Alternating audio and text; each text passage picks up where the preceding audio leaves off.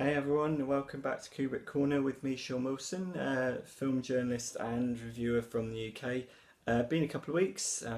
Been to Spain on holiday, looking slightly sunburnt, very slightly.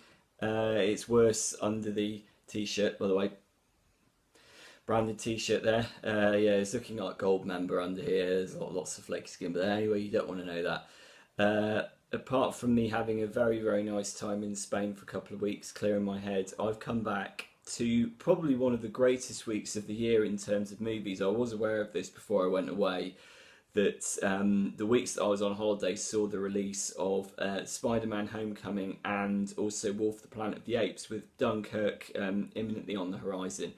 So today I went along to the good old Cineworld in Bristol, and I saw both Apes and Spider-Man Homecoming. You can check out my Apes review on this channel on YouTube. Just Google YouTube Kubrick Corner with Sean Wilson. You'll find my Apes review. This is my review of Spider-Man, which weirdly has comprised a composer Michael Giacchino double bill today. This is the first of two films I've seen today that have been composed by him, which is an absolute treat because he is an absolute genius. I'm a big fan of film soundtracks. I review film soundtracks. I've interviewed film composers. This is one of my real interests, and it's something that I will be no doubt talking about on this channel as we go forward. So that's an interesting little quirk. I'll be covering the scores on both movies. So Spider-Man Homecoming, what to say about it? I've been keeping up with the news of it while I've been away. I've been seeing that it's had great responses, and it's really nice to be able to report myself that I really liked it as well, for a number of different reasons. I mean, the film has been out for a while now, so I won't recap the plot, and I'll still try not to give away spoilers necessarily, because there are a couple of bits in the film that did actually take me by surprise in a good way. But what to say about it? I mean, the first thing to say is that with Spider-Man you have to contextualise it, because obviously you have the Sam Raimi movies from 2002 to 2007, which were it was my first exposure to Spider-Man, really. I remember seeing all of those movies in the cinema, with Spider-Man 2 in particular still stands up really well. Then you got 5 years later in 2012, you got the Amazing Spider-Man reboot with Andrew Garfield and Emma Stone, directed by Mark Webb. And then in 2014 you got the Amazing Spider-Man 2. Both of those movies are a tricky proposition. It's a shame that they're not. I don't think either of those films are awful. I mean, they get a lot of flack from fans, especially the second one, over its treatment over like Rhino and Venom and so on. And then there's no getting around the fact that they are bland corporate ventures in comparison to the Sam Raimi ones, which are much more characterful and energetic. Well, the first two anyway. Spider-Man 3 was awful, but the first two Sam Raimi films really did rejuvenate and revitalise the superhero genre in the wake of Bryan Singer's X-Men movie that came out in 2000. Like, the first two Sam Raimi Spider-Man movies really did make people aware of the possibilities of a big screen superhero movie. Whereas the Amazing Spider-Man movies didn't really do that. Although, despite the fact that Andrew Garfield I thought was a terrific Spider-Man, as was Tobey Maguire, those films, the Amazing Spider-Man films, weren't great. So I was a bit trepidatious going into this one. I thought it's just going to be a bit of another bland corporate venture. But then, upon watching it, I realised that no, it's actually not that, because obviously what they've done now is they've brought a Sony-owned character into the Marvel Cinematic Universe. They've brought him under the Marvel umbrella, and as we saw, that worked wonders last year with Tom Holland's portrayal of the web-slinger in Captain America Civil War. He was the best thing in that. Completely stole the show with about 15-20 minutes worth of screen time. So the prospect of him falling under that Marvel banner and having him being applied to that Marvel formula actually really does make the film work. And what happens is the character of Spider-Man, who until now has been a sort of just primarily a Sony property, is now infused with that real sense of Marvel breeziness and fun and zippiness. Much more so than the Amazing Spider-Man movies. This is a film that has actually got a lot of warmth and personality to it, largely again down to the performance of Tom Holland, who is just absolutely wonderful. I mean, one of the things that really helps with this is that Tom Holland actually looks young. I mean, Andrew Garfield and Tobey Maguire both played young, but Tom Holland actually looks the age of the character, which really helps sell director John Watts' idea that this is basically Ferris Bueller does superheroes. And you think, when you hear that, you think, oh, that's just press release bump. The movie isn't actually going to live up to that. And it actually does. this is probably the first Spider-Man movie I've seen, and I include the Sam Raimi ones in that, that's actually used the high school setting in a really, really inventive, really funny, really creative way. This is basically a high school movie with superheroes in it, rather than the other way around, which is what I think the other movies were. This is a movie that really understands the environment of high school, the tensions, the hormones, the adolescence, and it's not just a throwaway thing. It actually uses the environment and the atmosphere of it brilliantly, and that's a really, really good thing. That's really intelligently handled. There are references to Ferris Bueller, some implicit, some explicit, which are great in amongst references to a lot of other John Hughes movies as well.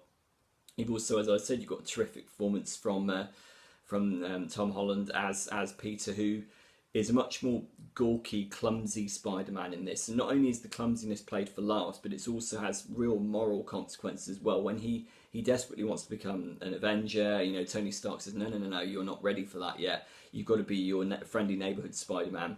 So he's struggling not only with the hormonal teen angst at school, how does he balance being a teenager with being a Spider-Man, but also how to balance being a friendly neighbourhood Spider-Man with being an aspiring Avenger. And that's an interesting thing. Obviously, the Avengers Initiative being within the context of this film gives this Spider-Man a freshness and a sort of feeling of belonging, which the other films didn't have.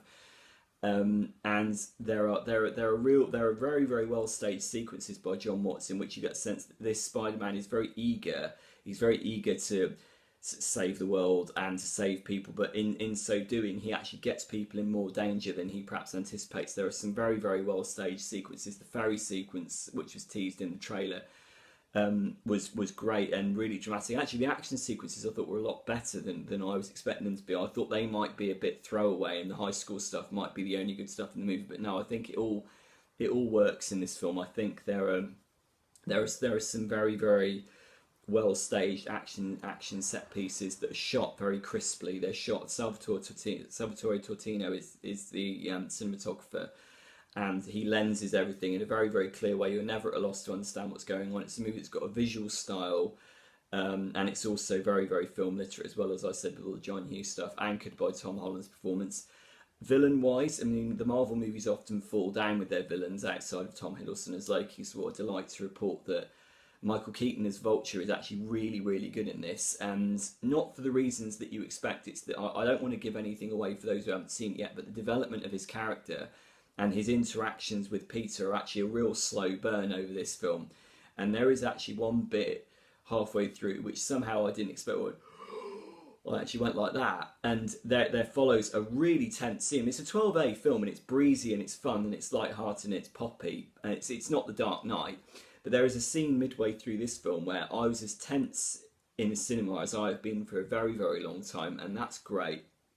Michael Keaton really underplays it as a sort of blue-collar opportunist villain, not a sneery, sort of beard-stroking, cackling baddie. He really dials it down. That's good.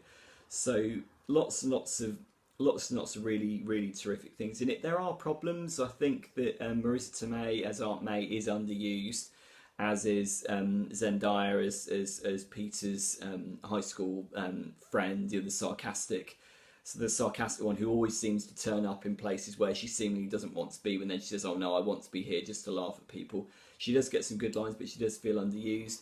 So there are issues with it, and there is inevitably the whole franchise buildy thing. You do get a sense this is part of a big wide machine, but I think on the whole it steers around all of that corporate stuff, and it really does have a genuine sense of idiosyncratic personality to it. I mentioned Michael Giacchino at the start. His score is great. I think maybe the theme obviously Danny Elfman and James Horner and Hans Zimmer have worked on these movies before.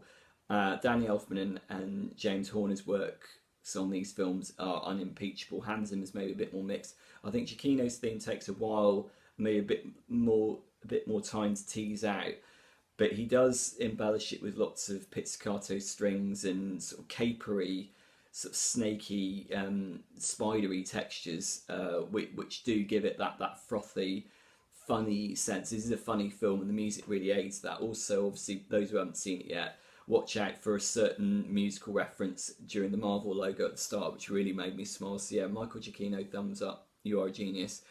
Yeah, I really liked it. A lot better than I was expecting. And yeah, I can't wait to see where they go in the Marvel Cinematic Universe with this new incarnation of Spider-Man. Fingers crossed they don't do, an Andrew Garfield and suddenly ditch him, 2 films in. I'm sure that won't happen. I think the plan for this Spider-Man is that he's going to go on at least until Tom Holland is too old to play the character. So yeah, that's great. It's very light on its webbed feet, a big improvement on the 2 Amazing Spider-Man movies. It's at least up there or very close to Sam Raimi's Spider-Man 2, which is a very, very, very high compliment for me. So yeah, thumbs up. Go and see SpiderMan Homecoming if you already haven't. And just a reminder, don't forget to hit me up on Twitter at Shauno22, and as ever you can find my film reviews here on YouTube at Kubrick Corner. Peace.